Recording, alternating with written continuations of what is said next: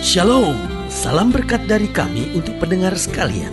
Saat ini pendengar akan diberkati dengan program Hari Ini Harinya Tuhan bagian yang ke-8. Sebuah program rohani tentang doktrin Alkitab yang menolong kita untuk semakin tertanam dalam kebenaran firman dan bertumbuh dalam kemuliaan. Bersama hambanya, Pendeta Gilbert Lumendo, STH. Banyak orang merasa doktrin Alkitab sebagai sesuatu yang membingungkan. Tetapi tahukah saudara bahwa doktrin Alkitab intinya adalah memahami Alkitab dengan benar, dengan pemahaman yang sistematis, sehingga kita terus dapat tertanam di dalam kebenaran firman, sehingga kita terus bertumbuh di dalam kemuliaan Allah. Buka hati saudara sekalian untuk menerima berkat-berkat firman-Nya hari ini. Dunia di mana kita hidup hari-hari ini adalah dunia yang penuh dengan penyakit. Orang yang hidup di muka bumi hari-hari ini berjalan dengan ikatan sakit penyakitnya. Karena dunia di mana kita hidup telah dikuasai oleh berbagai virus penyakit. Nah, pertanyaannya, mengapa penyakit begitu mudah menyerang manusia hari-hari ini? Bukankah manusia diciptakan untuk berkuasa atas ikan-ikan di laut, atas burung-burung di udara? Dan itu juga berarti atas virus-virus penyakit, atas kuman-kuman penyakit. Berarti manusia sebetulnya punya kuasa yang lebih dari semuanya itu. Tetapi kenapa kelihatannya kok hari-hari ini manusia mudah sakit? Belum lagi karena manusia sakit akhirnya mesti minum obat. Dan obat yang diminum kemudian mendatangkan efek negatif untuk yang lainnya lagi, sehingga akhirnya penyakitnya yang satu sembuh, penyakit yang lain datang. Sehingga akhirnya kalau kita perhatikan, umur manusia makin hari makin pendek. Dulu orang berumur 80, 90 tahun, kemudian 70, 80 tahun. Sekarang 50, 60 tahun meninggal. Umur manusia tambah pendek, tingkat stres manusia tambah tinggi. Saudaraku yang kasih dalam Tuhan, bagaimana keberadaan orang percaya? Saya terlalu percaya meskipun dunia hari-hari ini sungguh-sungguh dikuasai oleh penyakit, tetapi orang yang percaya masih tetap dilindungi oleh Tuhan. Orang yang percaya masih dijaga oleh Tuhan. Karena Alkitab dengan tegas berkata, 1.000 boleh rebah di sisi kirimu, 10.000 boleh rebah di sisi kananmu, tetapi itu tidak akan menimpamu. Orang percaya dijaga, orang percaya dilindungi, dan orang percaya selalu mendapat yang terbaik dari Tuhan. Haleluya. Selamat datang dalam program kita Hari Ini Harinya Tuhan. Sebuah program rohani yang kembali mengingatkan kepada kita betapa pentingnya kita menjadikan firman Tuhan sebagai dasar keseharian hidup kita. Karena selama kita menjadikan firman Tuhan sebagai dasar keseharian hidup kita, langkah-langkah ke depan kita penuh dengan kepastian, kemenangan, berkat, mujizat, dan perkara-perkara yang besar. Haleluya. Dan dalam program ini kita sedang bicara tentang penyakit. Nah, saudaraku yang kasih dalam Tuhan, kita lihat dunia tambah modern harusnya bebas dari penyakit. Tapi apa yang terjadi? Justru keberadaan penyakit manusia tambah parah. Betul, kadang-kala diumumkan negara sekarang bebas polio, negara bebas penyakit ini, negara bebas penyakit ini. Tetapi penyakit-penyakit tertentu memang hilang. Tetapi bukankah penyakit-penyakit yang datang seperti kanker, tumor, dan segala macam justru lebih menakutkan hari-hari ini? Bahkan penyakit-penyakit yang kita nggak pernah dengar 10-20 tahun yang lalu, hari-hari ini menjadi kalimat-kalimat yang biasa. Kenapa? Karena jumlah penyakit dan hal yang menakutkan dalam penyakit justru lebih berbahaya. Istilah-istilah seperti flu burung, istilah-istilah seperti SARS, penyakit seperti AIDS, itu kan pembunuh yang menakutkan di zaman ini. Nah, saudaraku yang kasih dalam Tuhan, sebagai hamba Allah kembali saya mau ingatkan, di dalam Kristus ada jalan keluar. Kita gak usah hidup dalam keadaan yang menakutkan. Kita nggak usah hidup dalam situasi yang mencekam. Kita nggak perlu khawatir sambil berkata, bagaimana saya? Atau mungkin saudara sedang terbaring di rumah sakit dan berkata, adakah kesembuhan buat saya? Sebagai hamba Allah kembali saya ingatkan, bagi Allah tidak ada perkara yang mustahil. Segala sesuatunya boleh berubah. Tapi Alkitab sudah jamin buat kita, malapetaka tidak akan mendekat kepada kemahmu, dan tulah tidak akan menimpa kamu. Haleluya. Nah, pembahasan kita tentang penyakit dalam program ini kita sama-sama lihat dari Mazmur 107. Mazmur 107 ayat yang ke-10 sampai ayat yang ke-20. Dikatakan demikian, ada orang-orang yang duduk di dalam gelap dan kelam, terkurung dalam sengsara dan besi. Karena mereka memberontak terhadap perintah-perintah Allah yang menista nasihat yang maha tinggi. Maka ditundukkannya hati mereka ke dalam kesusahan. Mereka tergelincir dan tidak ada yang menolong. Maka berseru-serulah mereka kepada Tuhan dalam kesesakan mereka. Dan diselamatkannya mereka dari kecemasan mereka. Dibawanya mereka keluar dari dalam gelap dan kelam. Dan diputuskannya belenggu-belenggu mereka. Biarlah mereka bersyukur kepada Tuhan karena kasih setianya. Karena perbuatan-perbuatan yang ajaib terhadap anak-anak manusia. Sebab dipecahkannya pintu-pintu tembaga dan dihancurkannya palang-palang pintu besi. Ada orang-orang yang menjadi sakit oleh sebab kelakuan mereka yang berdosa dan disiksa oleh sebab kesalahan-kesalahan mereka. Mereka muak terhadap segala makanan dan mereka sudah sampai pada pintu gerbang maut. Maka berseru-serulah mereka kepada Tuhan dalam kesesakan mereka dan diselamatkannya mereka dari kecemasan mereka. Disampaikan firman-Nya, disembuhkannya mereka, diluputkannya mereka dari liang kubur. Nah, saudaraku yang kasih dalam Tuhan, dari ayat-ayat bacaan ini kita bisa lihat beberapa alasan di mana penyakit dapat mudah menyerang manusia. Yang pertama, coba saudara lihat ayat yang ke-10. Dikatakan ada orang-orang yang duduk di dalam gelap dan kelam, terkurung dalam sengsara dan besi. Nah, yang pertama kita pelajari, kenapa seorang dapat terserang sakit? Yang pertama, karena berjalan di dalam kegelapan. Saudaraku yang kasih dalam Tuhan, orang-orang yang berjalan dalam kegelapan, orang-orang yang berjalan dalam bahaya, orang-orang yang berjalan dalam kegelapan dan rencana-rencana kegelapan ini, itu yang mudah terserang penyakit. Mungkin sudah mendengar program ini dan berkata, pendeta, jelaskan apa sih artinya berjalan dalam kegelapan? Saya ambil contoh sederhana.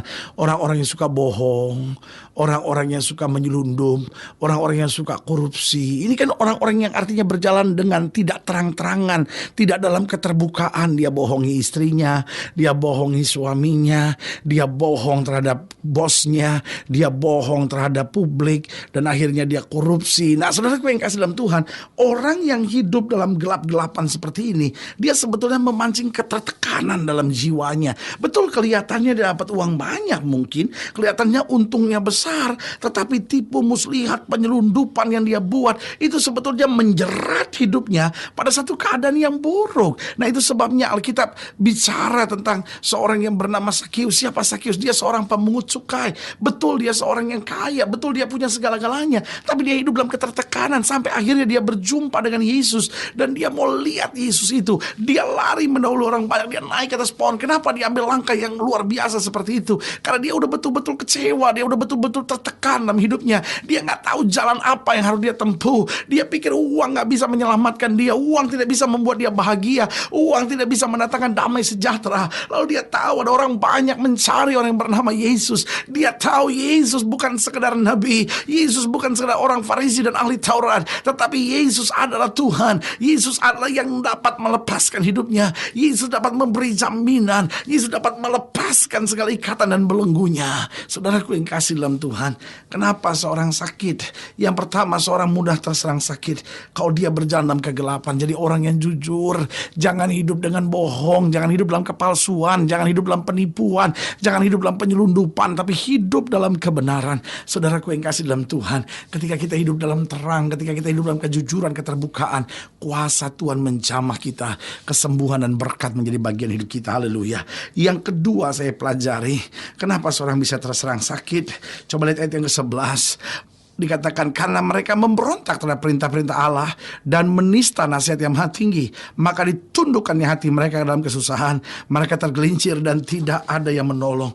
Jadi yang kedua saya perhatikan, kenapa seorang dapat mudah terserang sakit? Kalau dia hidup memberontak terhadap perintah-perintah Allah. Jadi kalau seorang memberontak terhadap perintah-perintah Allah, apa perintah Allah? Perintah Allah sederhana, 6 hari kamu bekerja, 1 hari kamu beristirahat. Itu hal yang sederhana kan? Tetapi apa yang terjadi? Ada banyak orang tidak mau istirahat. Yang dia buat, wah sampai pagi katanya bisnis, cari duit, segala sesuatunya. Oh ada meeting, oh ada rekreasi sama teman-teman dan lain-lain. Saudaraku yang kasih dalam Tuhan, bagus semuanya. Tapi kita tetap harus punya waktu istirahat. istirahat misalnya. Di waktu istirahat itu kita bersama keluarga. Di waktu istirahat itu kita muliakan Tuhan. Di waktu istirahat itu kita datang beribadah kepada Tuhan. Sehingga kita dapat kekuatan baru. Hal-hal yang berat dalam hidup kita serahkan kepada Tuhan. Ingat Yesus bilang, mari hai kamu yang letih lesu dan berbeban berat, aku akan beri kelegaan kepadamu. Waktu kita mulai memberontak terhadap perintah-perintah Allah, maka apapun yang terjadi justru akan mendatangkan hal yang buruk dalam hidup kita. Meskipun secara dunia kita kelihatannya sukses, hebat, tetapi selama kita memberontak terhadap perintah Allah, justru yang terjadi hanya kekecewaan dan kegagalan. Tapi waktu kita kembali kepada perintah Allah, maka Alkitab jamin hidup kita, pintu-pintu mulai terbuka dan keselamatan dari Tuhan mulai turun. Jadi ingat, kenapa penyakit gampang datang menyerang? Yang pertama, ketika seorang berjalan dalam kegelapan. Yang kedua, ketika seseorang itu memberontak dari perintah-perintah Allah. Yang ketiga, kenapa penyakit gampang datang menyerang? Lihat ayat yang ke-15, biarlah mereka bersyukur kepada Tuhan karena kasih setianya, karena perbuatan yang ajaib terhadap anak-anak manusia. Sebab dipecahkannya pintu-pintu tembaga dan dihancurkannya palang-palang pintu besi. Jadi yang ketiga, kenapa seorang mudah terserang penyakit? Itu karena tidak bersyukur. Selalu hidup dengan bersungut-sungut, tidak menjaga hati, hidup dalam kebencian, kedendaman, kepahitan, amarah. Nah, orang seperti ini mudah terserang sakit. Sebagai hamba Allah, saya hanya mau ingatkan buat saudara, betul, kadang-kala keadaan tidak seperti yang kita harapkan, tapi mari kita belajar bersyukur. Kita tahu Yesus sudah mati buat kita, Yesus sudah beri yang terbaik buat kita. Betul, kadang-kala apa yang suami saudara buat tuh menjengkelkan saudara, apa yang kadang-kala istri saudara buat tuh mengecewakan hati saudara. Betul, kadang-kala keadaan dengan anak-anak saudara tuh buat saudara stres banget gitu, berat banget beban saudara. Kadang-kala keadaan ekonomi, situasi politik, dan apa yang kau dengar dari orang di sekitarmu, kadang-kala betul memang mendatangkan sesuatu yang mendatangkan pikiran. Tapi sebagai hamba Allah, saya mau ingatkan, ayo mari kita belajar bersyukur. Kita akan punya Tuhan yang tidak pernah mengecewakan kita. Kita akan punya Tuhan yang selalu memberikan yang terbaik buat kita. Kita akan punya Tuhan yang sudah mati dan jamin sorga buat hidup kita. Haleluya. Jadi ingat, yang pertama kita harus berjalan dalam terang. Yang kedua, kita harus turut perintah-perintah Allah. Yang ketiga, kita harus senantiasa hidup dalam syukur. Dan yang keempat, yang terakhir, kenapa penyakit mudah menyerang? Coba lihat ayat 17.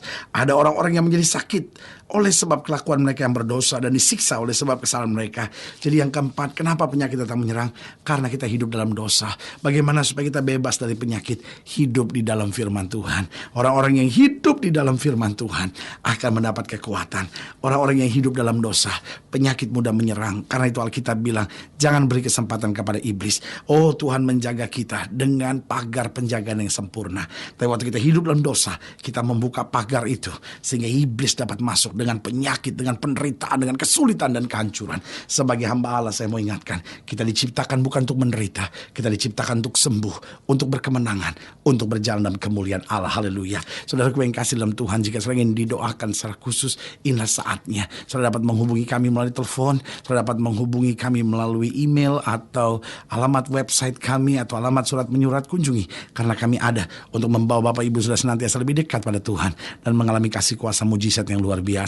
Secara khusus saya juga mau berdoa sekarang buat setiap pendengar sekalian. Saudara-saudara yang mau didoakan, boleh taruh tangan kanan saudara di dada, dan kita akan berdoa. Mari kita berdoa. Bapa, dalam nama Yesus hamba doa buat setiap pendengar sekalian, khususnya mereka yang taruh tangan kanan di dada karena sakit, karena berbeban berat, karena persoalan. Bapak, hamba berdoa di dalam nama Yesus, Tuhan jamah, kerjakan mujizat, bawa kami pada kesembuhan, tolong kami berjalan dalam terang, dalam perintah-perintah Tuhan, hidup dengan syukur dan senantiasa menjauhkan diri dari dosa dan menyenangkan hati Tuhan. Bapak, hamba berdoa di dalam nama Yesus, yang sakit Tuhan sembuhkan, yang lemah Tuhan kuatkan, yang susah Tuhan hiburkan, sehingga hari ini kembali menjadi hari kemenangan, hari berkat, hari mujizat buat kami. Di dalam nama Yesus kami berdoa. Haleluya. Amin. Saudara yang kasih dalam Tuhan, kita sudah berdoa. Ingat, Allah tidak pernah lalai menepati janjinya. Inilah saatnya buat kita untuk bangkit bersemangat, bersukacita dalam menghadapi segala perkara. Karena kita tahu Yesus hidup, Yesus berkuasa, dan selalu Yesus beri yang terbaik buat kita. Doa saya menyertai saudara. Sampai berjumpa pada program berikut, dan jangan lupa jadikan hari ini harinya Tuhan. Haleluya.